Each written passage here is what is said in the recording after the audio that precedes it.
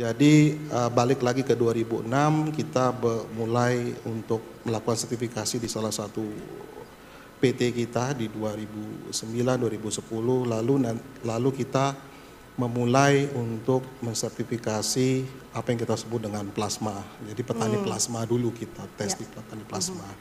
Jadi kita memang alhamdulillah diberikan kewajiban untuk membina petani plasma seluas 60.000 hektar, ya kurang lebih mungkin ada 30 ribuan petani.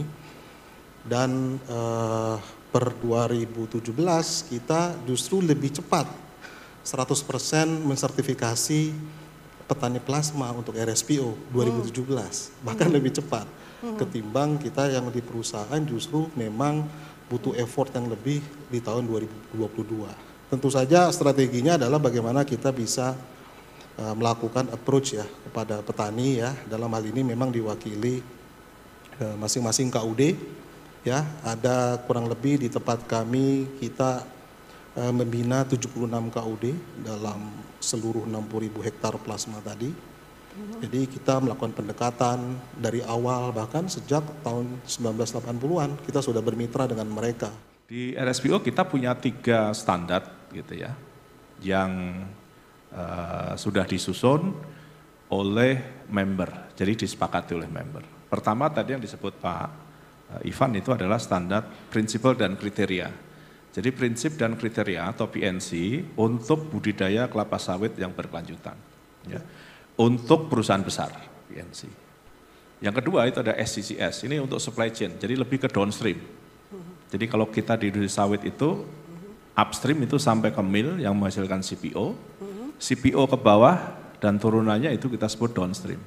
Itu dia akan terkena aturan SCCS, ya, Supply Chain Certification System.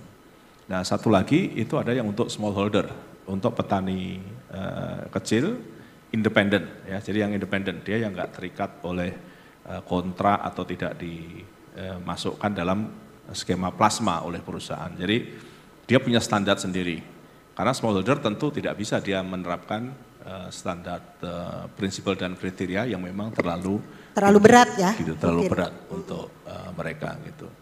Nah, untuk memastikan ini kita ada skema sertifikasi. Yang melakukan sertifikasi itu lembaga sertifikasi, bukan RSPO. Gitu ya. Jadi kita yang menentukan standarnya, kemudian ada pihak ketiga yang akan datang mengaudit, gitu ya, mengaudit Pak Ivan di Asiana Agri, gitu, against PNC. Jadi dilihat, disesuaikan dengan PNC, cocok atau enggak, gitu ya. Kalau memenuhi tentu mendapat sertifikat.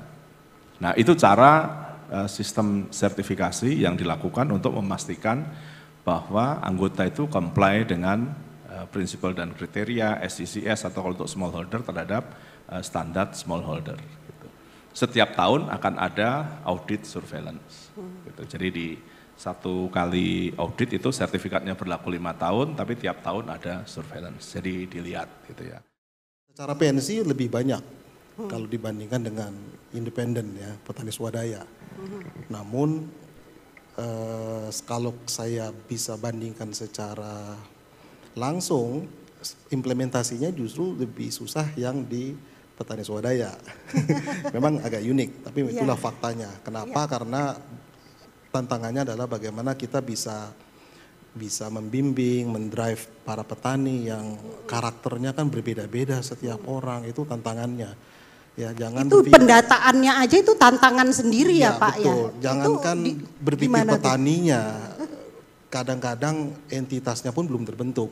Itu yang jadi tantangan. Jadi belum terbentuk KUD bahkan, belum terbentuk koperasi, apapun itu. Jadi masih berbentuk petani-petani yang anggaplah mereka berminat untuk bergabung di dalam sertifikasi RSPO.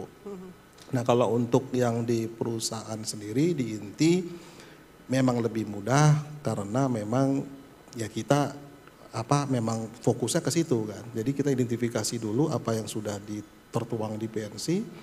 Kita lakukan pilot ya di salah satu PT, apabila itu berhasil tentunya saja kita hanya istilahnya mengcopycat apa yang sudah dilakukan keberhasilan di pilot tadi kan. Sesimpel itu. Jadi ya memang kuncinya identifikasi, improvement apabila ada perlu dirubah ya sesuai dengan aturan yang ada.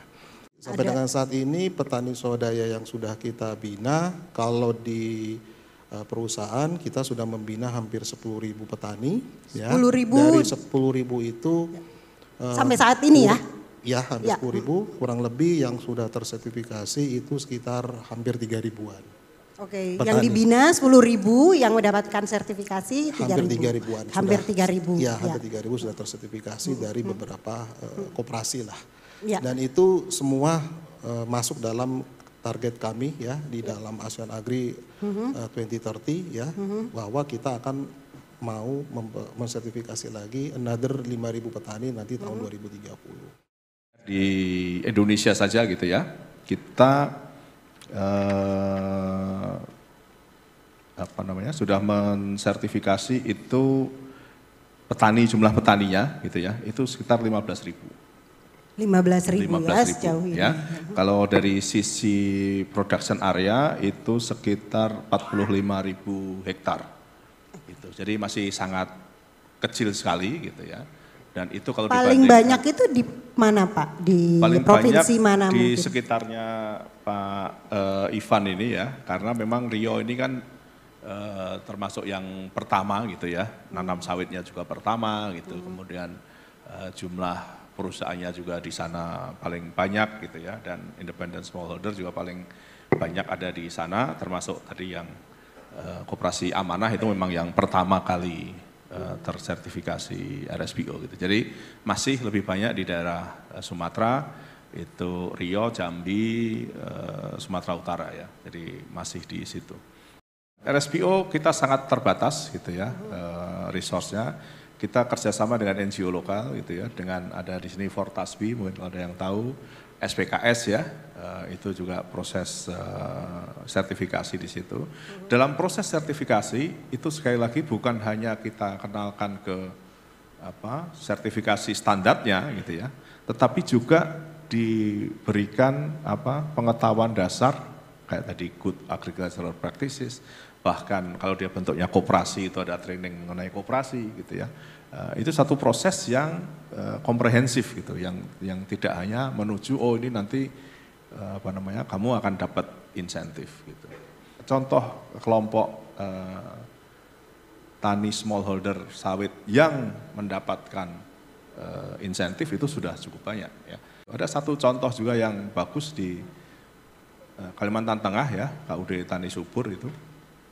Bahkan dia tuh reinvest uang yang dia dapat dari insentif tadi untuk bisnis yang lain. Ya. Dia punya ruko, bahkan dia di tengah kebun sawit dia punya taman hiburan. Jadi dia ada kolam renang, ada Wah, luar biasa.